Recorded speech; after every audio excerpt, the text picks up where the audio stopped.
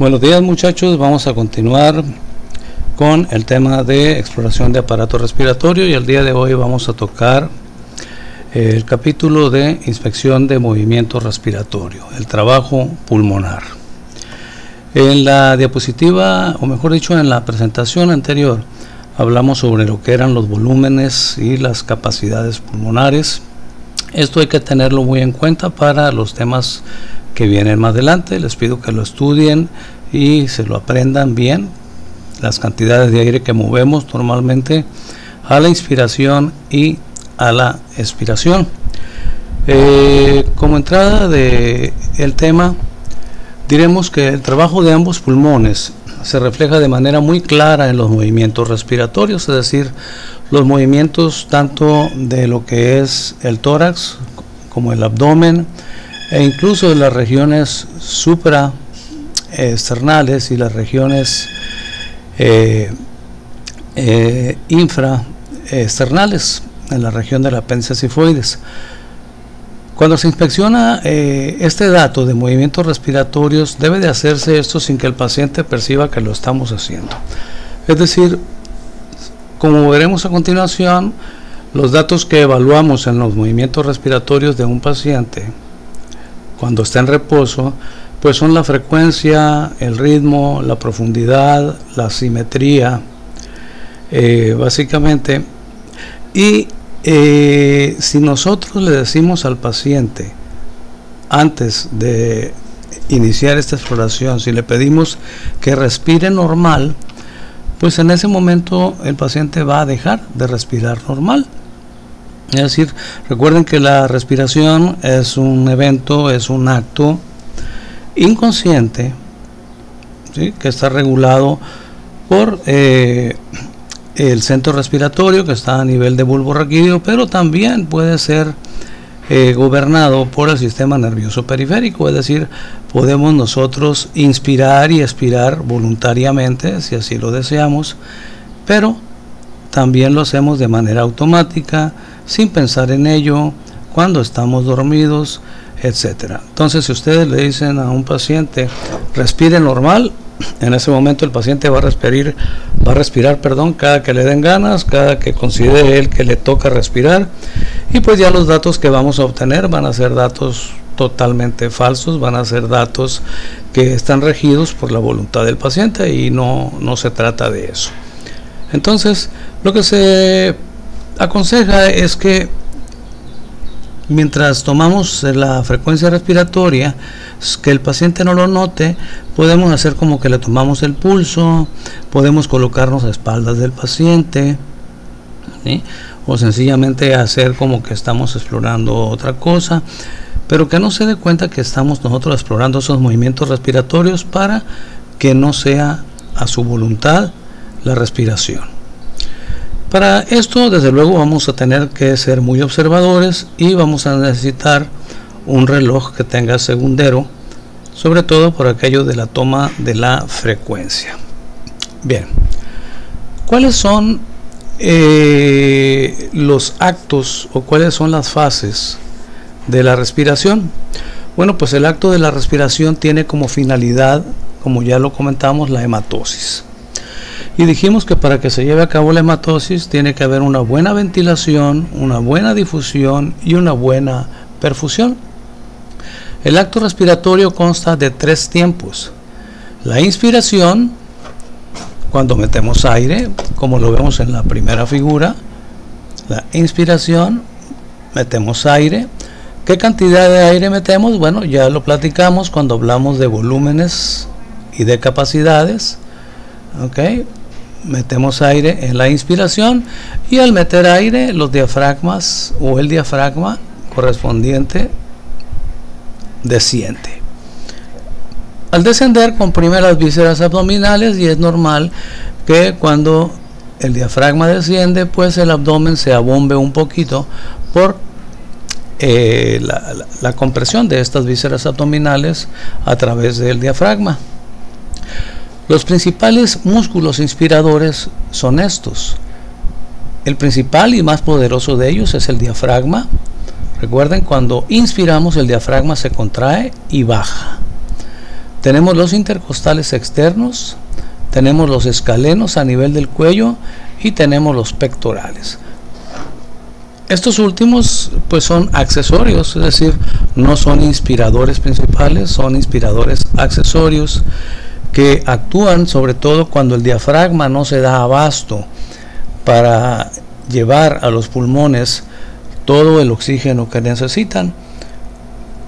En la próxima ponencia hablaremos de lo que es la insuficiencia respiratoria y cómo es que los diafragmas y los músculos inspiradores accesorios se tienen que esforzar para poder llevar aire a los pulmones. Entonces, el primer tiempo es la inspiración. El segundo tiempo es la expiración, que también debe ser un acto inconsciente y en condiciones normales debe ser un acto pasivo, es decir, no requerimos de energía para sacarlo, sencillamente el diafragma se relaja, vuelve a su sitio original y esto hace que los pulmones expulsen aire. Cuando hacemos nosotros una expiración forzada, es decir, cuando utilizamos nuestro volumen de reserva expiratoria, entonces entran en acción los principales músculos expiradores, que son los intercostales internos y los músculos abdominales, los rectos, los oblicuos y el transverso del abdomen son los que entran en acción. Y aquí pues sucede lo contrario, ¿verdad? Como el diafragma sube, pues el abdomen tiende a volverse un poquito excavado. Después de la expiración viene una pausa, a la cual llamamos pausa post-expiratoria, o también lo llamamos como punto muerto respiratorio, porque en ese momento el diafragma y los demás músculos están relajados. En la siguiente inspiración el diafragma se volverá a contraer. Ahora, que quede claro, lo platicamos en el capítulo anterior, la contracción del diafragma o la intensidad de contracción del diafragma dependerá de qué tanto aire metamos, y normalmente lo que metemos, el volumen de ventilación corriente, pues es de medio litro. Entonces lo hacemos sin esfuerzo, inconscientemente. Ya cuando se presentan problemas como los que vamos a ver a continuación, entonces ya tenemos que agotar el volumen de reserva inspiratoria. Ya no nada más los diafragmas entran en acción, sino también los demás músculos inspiradores y en ocasiones también los expiradores. Bien, una vez aclarado lo que son los tiempos respiratorios, vamos ahora nosotros a hablar sobre los datos que vamos a recabar mientras exploramos al paciente en lo que se refiere a estos movimientos respiratorios. Buscamos 5 cosas. Buscamos frecuencia, buscamos ritmo, buscamos tipo de respiración, frecuencia, ritmo, tipo, profundidad y simetría. Empezaremos por hablar de la frecuencia. ¿A qué le llamamos frecuencia respiratoria? Pues al número de inspiraciones que tenemos en un minuto, básicamente cuando el individuo está en reposo. Esto varía dependiendo de algunos factores, y uno de los principales factores que incide en las variaciones de esta frecuencia respiratoria pues es la edad. Si leemos el texto, nos dice la frecuencia respiratoria es variable de acuerdo a varios factores, como son la edad, el ejercicio, el estrés, el sueño, el metabolismo. En un adulto sano en reposo, la frecuencia normal en reposo es de 12 a 20 respiraciones por minuto. Es decir, respiramos cada 3 o cada 5 segundos. Y lo hacemos de manera automática, inconsciente, totalmente. Porque nuestro centro respiratorio, repito, ubicado a nivel del bulbo raquídeo, la rama dorsal, la rama ventral y el centro neumotáxico se combinan para darnos esta situación de la frecuencia. Aquí tenemos un cuadrito que nos habla de las frecuencias normales. El bebé desde el nacimiento hasta los 6 meses, estando en reposo, tranquilo, dormidito, respira de 30 a 50 veces por minuto. De los 6 meses al año, de 20 a 40 por minuto. Del año a los 2 años, de 20 a 30. De los 2 a los 6 años, de 15 a 25. De los 6 a los 10 años, de 15 a 20.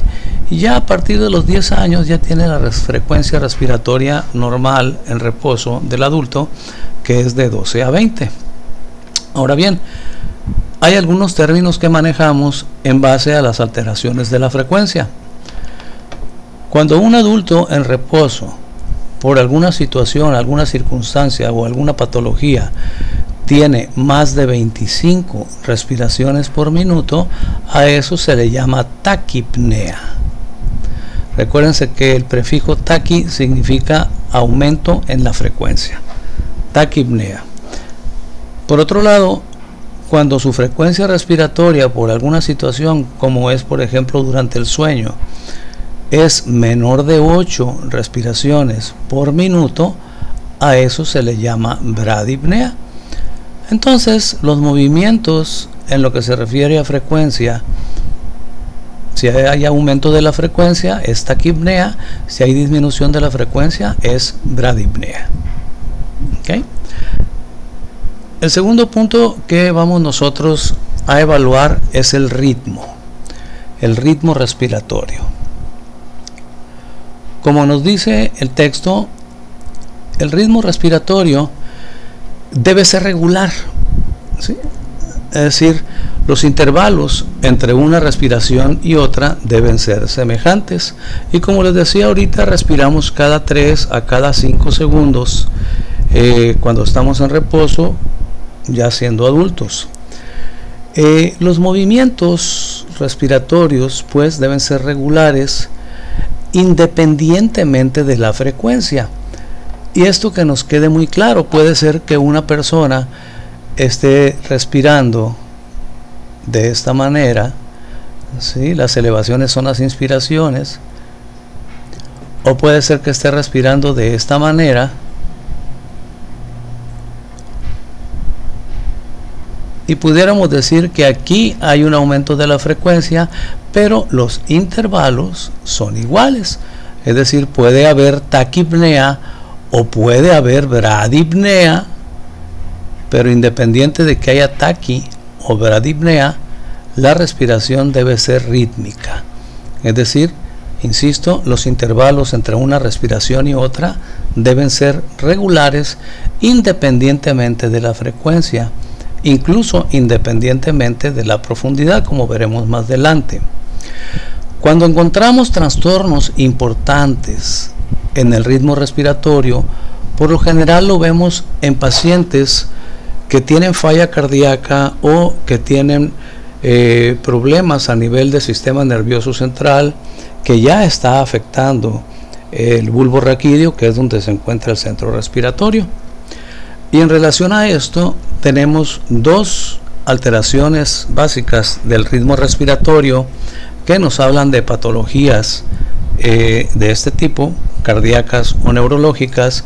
Una de ellas es la respiración de Cheyne-Stokes y la otra es la respiración de Biot. La respiración de Cheyne-Stokes, ¿en qué consiste? Señala el compromiso del centro respiratorio o falla cardíaca y se caracteriza por respiraciones superficiales, acá la pueden ver ustedes, que van subiendo de profundidad poco a poco, van subiendo de profundidad hasta llegar a un acme, es decir, hasta llegar a un punto máximo, y luego empiezan a disminuir de profundidad progresivamente hasta llegar a la apnea. Apnea es que no está respirando. Dura unos cuantos segundos en apnea y luego empieza otra vez con respiraciones superficiales que van subiendo de profundidad, llegan a un pico máximo y luego van descendiendo en profundidad poco a poco hasta que caen nuevamente en apnea. ¿Okay? Y como les decía, una persona que tiene ese tipo de respiración nos habla de que hay compromiso cardíaco o hay compromiso neurológico. Por otro lado, tenemos la respiración atáxica o respiración de Biot. Esta suele ser más grave, esta suele ser un signo de mayor deterioro a nivel neurológico y se caracteriza por periodos de apnea que varían en su duración y que están intercedidos, es decir, entre cada periodo de apnea hay periodos de respiración que pueden ser superficiales o pueden ser profundas. Por eso se le llama respiración atáxica. Acuérdense que el término atáxico significa irregularidad, significa inseguridad. Y entonces en este tipo de respiración pues no tenemos un ritmo franco ni una frecuencia franca. ¿Okay? Vamos a ver a continuación un video en donde se nos explica más o menos cómo son estas respiraciones de Cheyne-Stokes y de Biot, en donde por lo regular se encuentra comprometido, decíamos, ya sea el corazón por falla cardíaca o también puede ser que esté comprometido el centro respiratorio.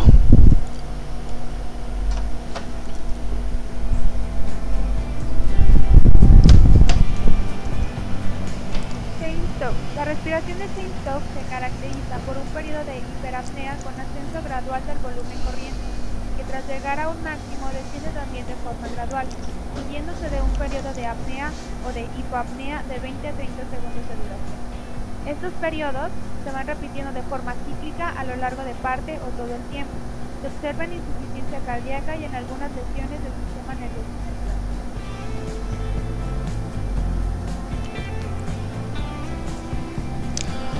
Observen ustedes ahí está en apnea la paciente y empieza a tener respiraciones superficiales que poco a poco se van haciendo más profundas. La paciente, como notan ustedes, está semi inconsciente. Llega el momento en que hiperventila, es decir, la profundidad y la frecuencia respiratoria se tornan mayores. Y luego de repente empieza a descender la profundidad hasta que nuevamente va a caer en apnea. ¿Okay? Esa es la respiración de Cheyne-Stokes.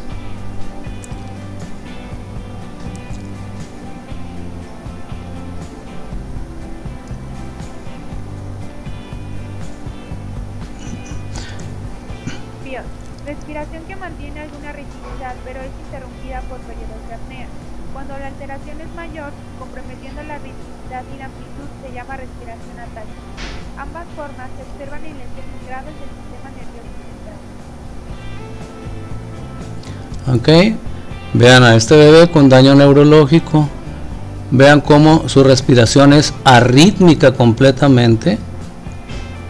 Tiene respiraciones profundas, luego respiraciones superficiales y luego cae en apnea. Ahí está en apnea, empieza a respirar otra vez, cae en apnea. Entonces estos son ejemplos visuales pues y explícitos de lo que son trastornos del ritmo respiratorio. La respiración de Cheyne-Stokes, se escribe Stokes, ¿no? Ahí en el video está mal escrito, y la respiración de Biot. Bien, estos son trastornos del ritmo. Entonces, después de la frecuencia, otra cosa que observamos en el paciente es el ritmo. Quiero hacer la aclaración de que, como lo vieron ustedes en el video, estas alteraciones del ritmo, la respiración de Cheyne-Stokes y la respiración de Biot, como por lo regular es en pacientes que tienen falla cardíaca o más que eso, falla del sistema nervioso central, del centro respiratorio, por lo regular son pacientes que están soporosos o que están definitivamente inconscientes, inclusive pueden estar en coma. Siempre y cuando no estén intubados, porque si están intubados pues ya el mismo ventilador se encarga de darles ritmo y darles profundidad y darles frecuencia. Pero mientras no estén intubados, pues su patrón de respiración puede ser cualquiera de esos.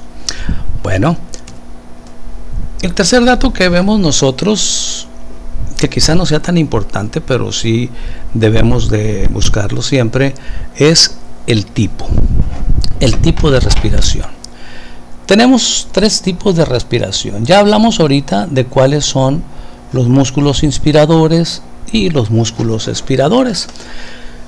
Dijimos que el principal músculo inspirador es el diafragma. Y si nos vamos a esta figura de la derecha, vean dónde está el diafragma cuando estamos en punto muerto y vean cómo desciende durante la inspiración. Cuando respiramos a base de movimientos diafragmáticos, básicamente decimos que tenemos una respiración diafragmática, y esto es frecuente, es común, ¿sí? Esto es casi exclusivo en el hombre adulto, ¿okay?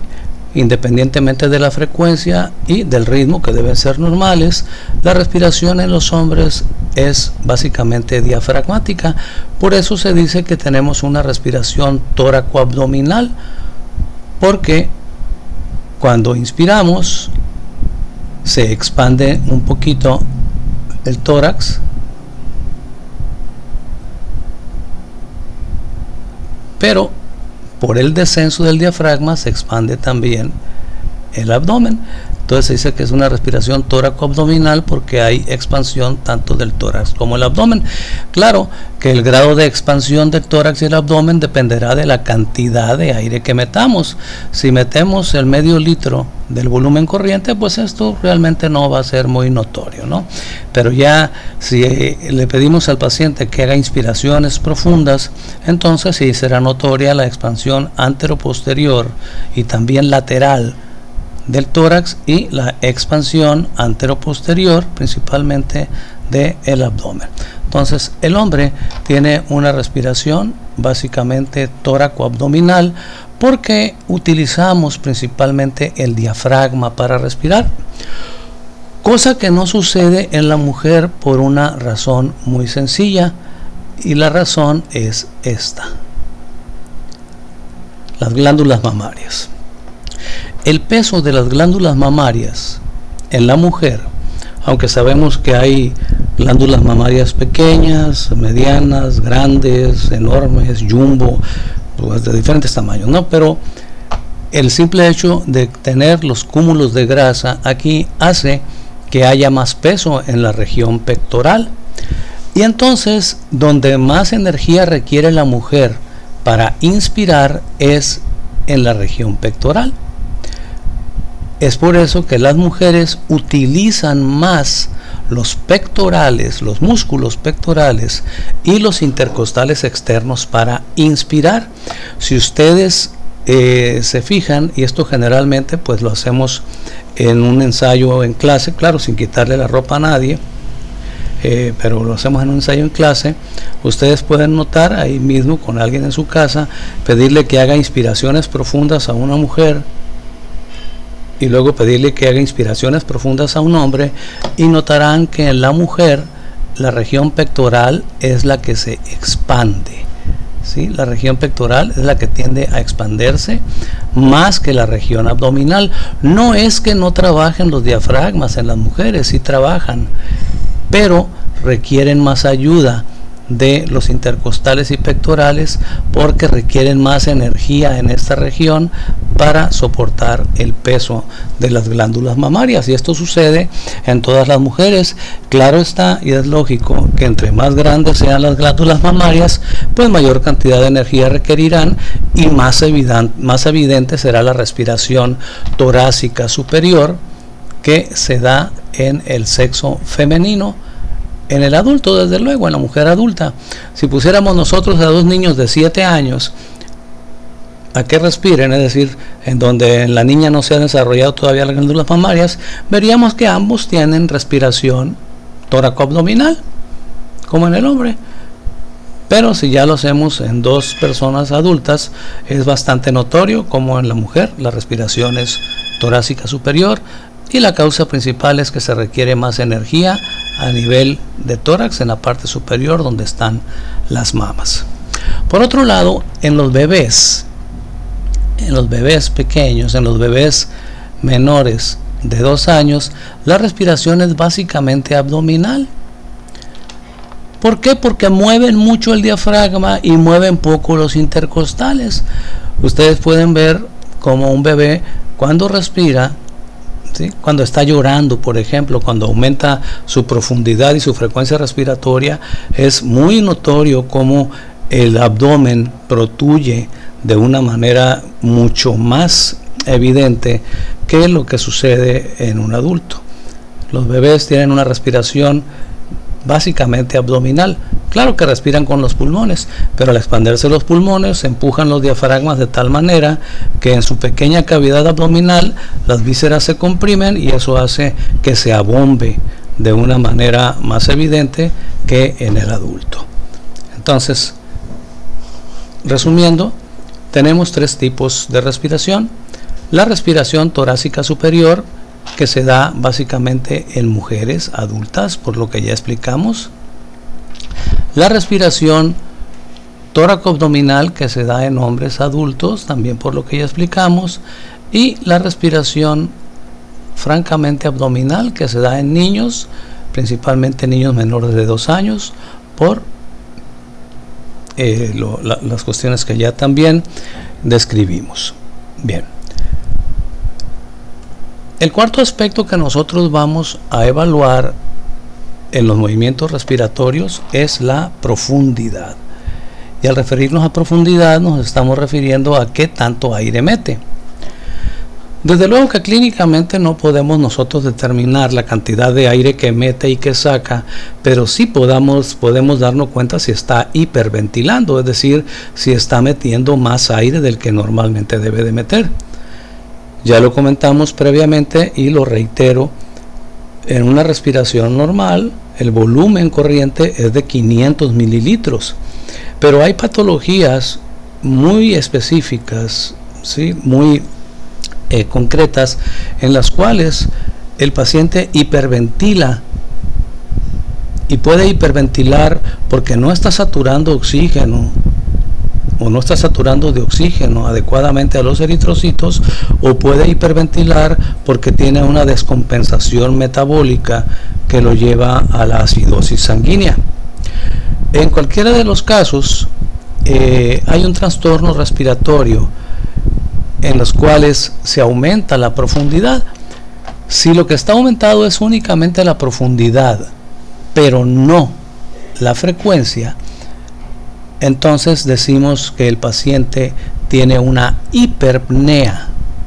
Hiperpnea es aumento en la profundidad, es decir, mete más aire del que normalmente debiera de meter.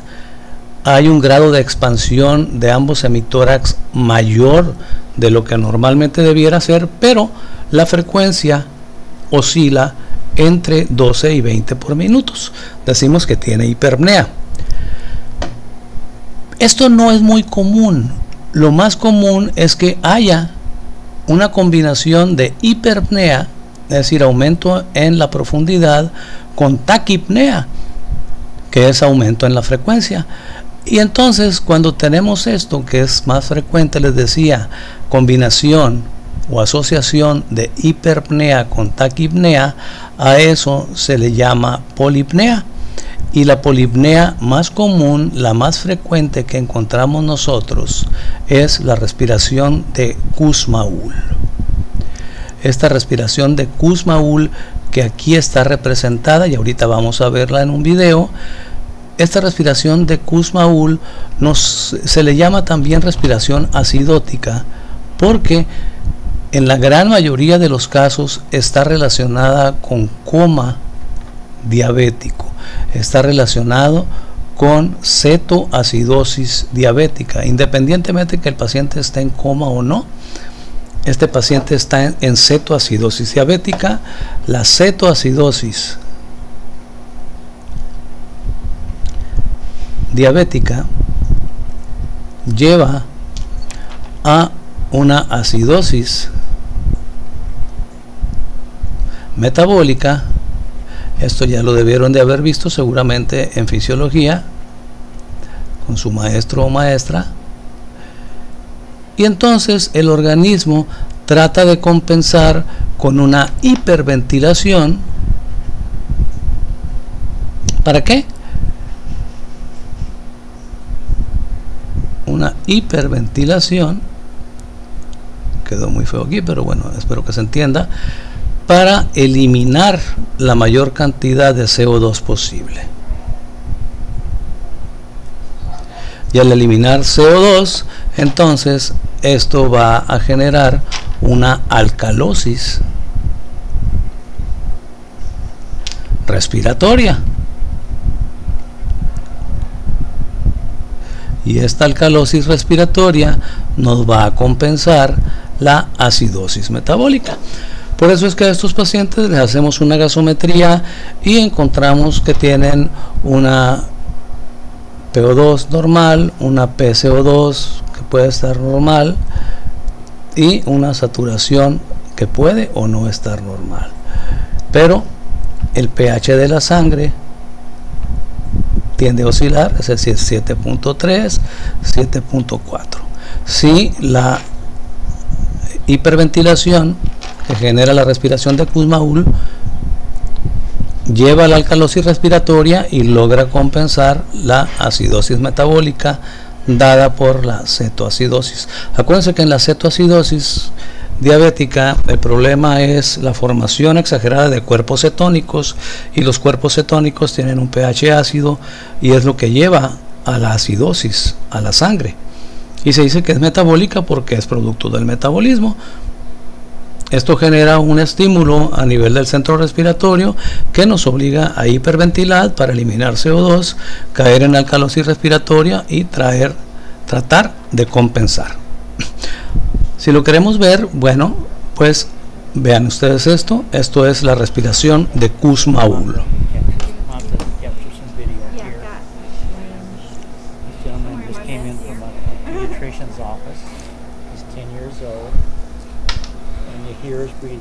Un niño de 10 años con cetoacidosis diabética.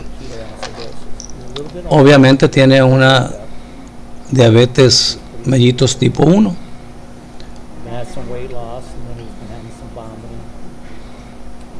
Pero está descompensado. ¿Sí? Tiene su hiperventilación, tiene su respiración de Kussmaul para generar alcalosis metabólica y tratar de compensar el pH sanguíneo. Bien, eso es en lo que se refiere a profundidad. Recuerden, si lo que está alterado es nada más la profundidad, es decir, si el individuo está haciendo uso de su volumen de reserva inspiratoria por necesidad, porque no le alcanza con lo que está metiendo de aire en su volumen corriente, ¿sí?, y lo está haciendo frecuentemente, esto se llama polipnea, y la polipnea más frecuente es esta, la de Kussmaul.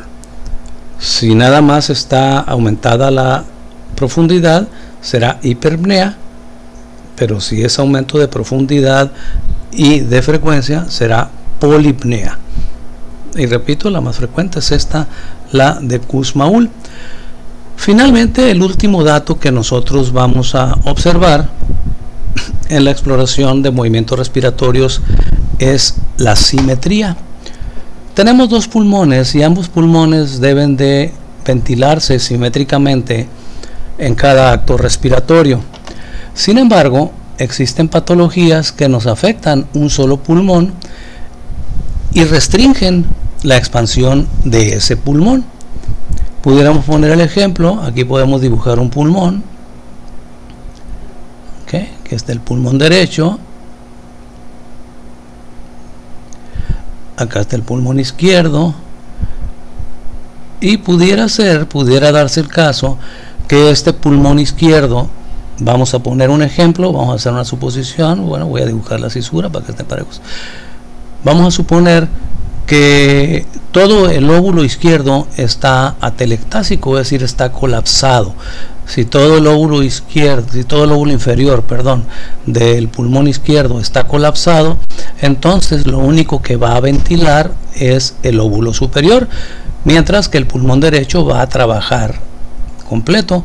Obviamente este hemitórax se va a expander más que este, entonces ya no hay una simetría en la expansión. Y hablar de simetría, como nos dice el texto, pues es valorar la sincronía en tiempos, ritmo y profundidad de los movimientos de ambos hemitórax. Ambos hemitórax se deben de expander en cada expiración al mismo tiempo, con el mismo ritmo y la misma profundidad. Es raro que suceda que se expandan en diferentes tiempos y con diferente ritmo, pero cuando tenemos alguna enfermedad restrictiva, principalmente, que son aquellas enfermedades que impiden la entrada de aire en alguno de los dos pulmones, como son una neumonía, una atelectasia, un derrame pleural, un empiema, luego hablaremos de estas situaciones. Es más, miren, les voy a anotar aquí: neumonía, empiema, neumotórax,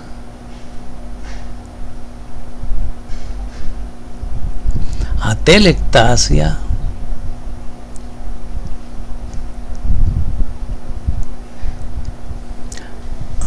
neumonía, empiema, neumotórax, derrame pleural.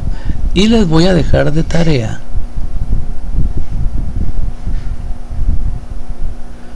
que ustedes vayan buscando ¿qué es cada una de estas patologías? Estas son patologías restrictivas. Y se dice que son restrictivas porque restringen la entrada de aire al pulmón por diferentes motivos, como ustedes lo van a investigar. Obviamente no les voy a hacer preguntas porque no los estoy viendo, pero sí es importante para cuando lleguemos al tema de patología pulmonar que ustedes tengan conocimiento. Entonces, cuando nosotros notamos que hay asimetría en la expansión de un pulmón en relación al otro, tenemos que pensar en que muy probablemente haya una de estas enfermedades. Hay una técnica que veremos un poquito más adelante que se llama la técnica de amplexión y amplexación, que nos sirve específicamente para evaluar la simetría de la expansión de ambos hemitórax. Pero bueno, este tema de amplexión y amplexación, lo mismo que el de patologías pulmonares, pues ya requiere de una sesión en especial que tendremos seguramente la próxima semana. Ok, hasta aquí terminamos este video dedicado básicamente a la inspección de movimientos respiratorios. El siguiente tema que vamos a abordar es el tema de insuficiencia respiratoria. Hasta entonces, jóvenes, que estén bien.